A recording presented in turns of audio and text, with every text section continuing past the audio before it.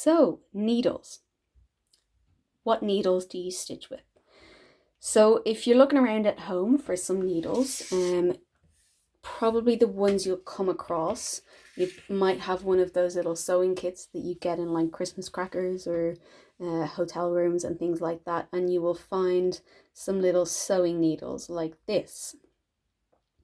But you do not want to use them for embroidery. Now, if you're using sewing thread, if you want to start out just using that little sewing kit to learn a couple of stitches, absolutely, that's fine. But sewing needles are great for sewing thread, but they're not great for embroidery thread. And that's because the eye of the needle is really tiny. So sewing thread is much thinner, so it's absolutely fine to be getting in and out of that tiny little eye of the needle. But if you are doing embroidery, if you are stitching with embroidery thread, you want to be using embroidery needles. So if I just compare the two here, you can see that embroidery needle, the eye is much bigger than that sewing needle. Okay, so that's the reason you want to be picking the right one, because if you get some nice thick embroidery thread and you have a sewing needle, you're going to be spending all day long trying to thread the needle with not very much luck. So that's your first step. You want to make sure that you're not using a sewing needle. So when you go to buy some embroidery needles, they are usually called embroidery needles. Sometimes they are called crewel needles. That's Crewel. And you'd usually find them in the shop in kind of multi-packs like this. So you have packs with different sizes in them. So we can see here, these are sizes 5 to 10, or quite often you get sizes 3 to 9. That's kind of the most common way they come. And the way that they're numbered, so size 5 needles, they're going to be the ones in the middle. They're going to be the bigger ones.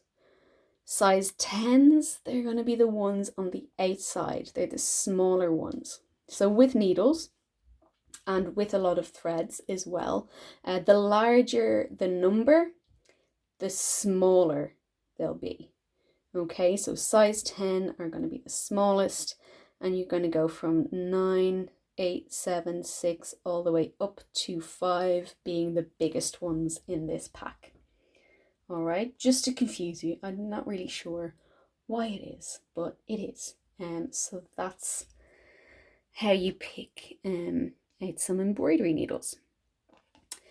You also have two other types of needles.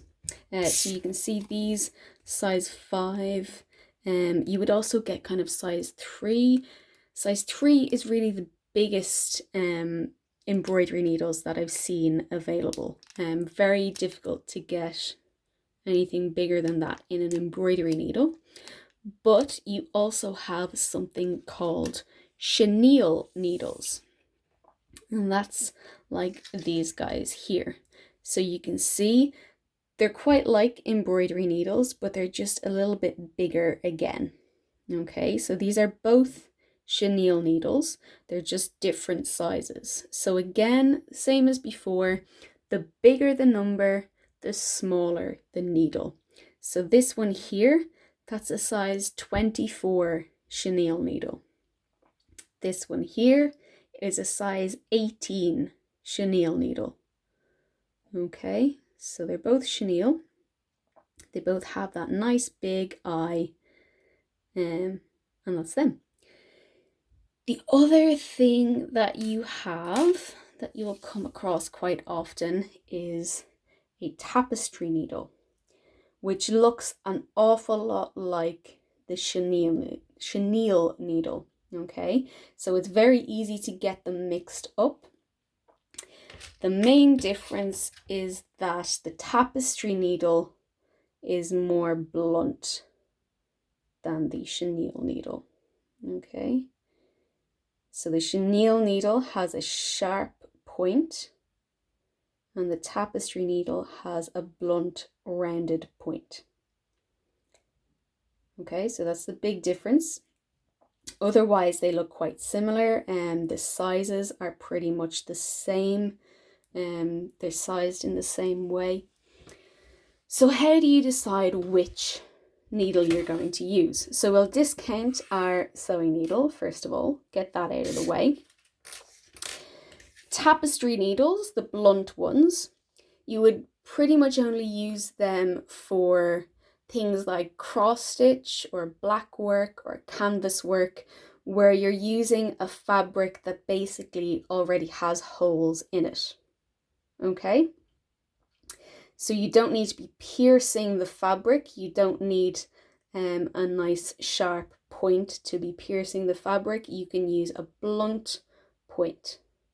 All right, and that's why techniques like cross stitch and tapestry and things like that are very good for children to start with, because you don't have a really sharp needle to be using. Not that children can't handle sharp needles, but sometimes it's best to use a blunt one where you can. So that's tapestry needles. That's pretty much the only time that you would use a tapestry needle. So we'll put that to the side as well. So if you're not doing cross stitch or some other technique that uses a kind of fabric that already has holes in it, then you can put your tapestry needles to the side. We don't need them.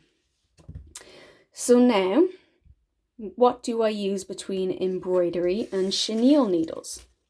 So as I said before, chenille needles are a lot like embroidery needles, but they're basically just bigger. So you would use your chenille needles if you're using a lot of threads, or if you're using something like ribbon that's much bigger. You need a bigger eye for them to fit in. Okay, that's when you would use your chenille needles.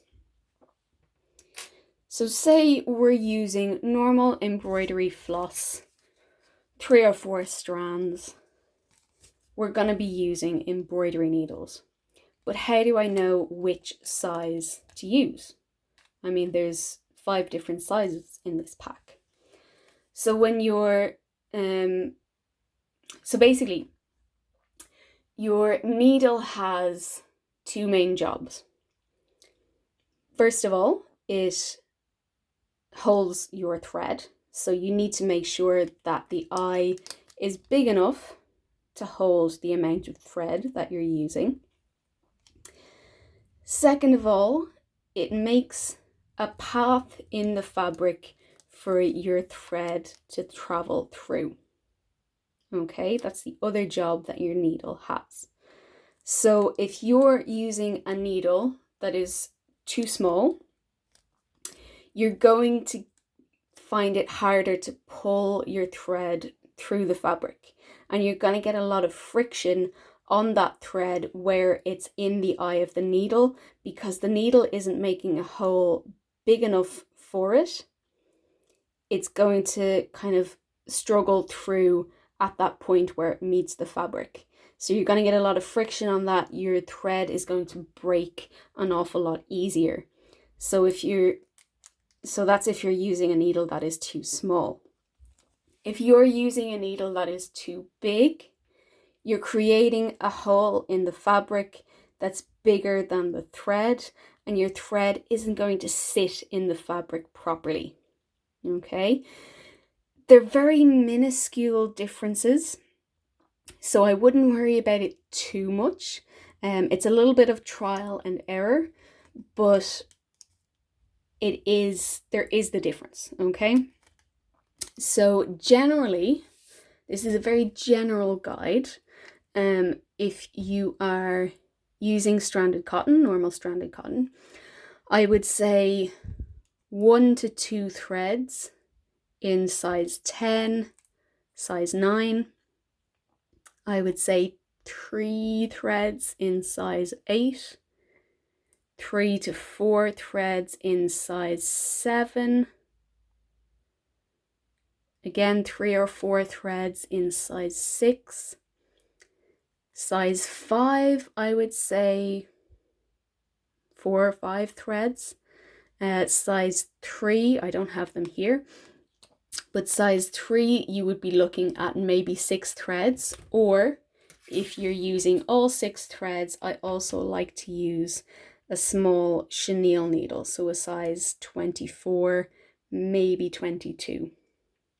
Okay, so it's a very rough guide, but as I say, it's a little bit of trial and error, and you just want to make sure that it's not leaving a hole that's too big for the thread, and it's not kind of causing a lot of friction on the thread if it's too small.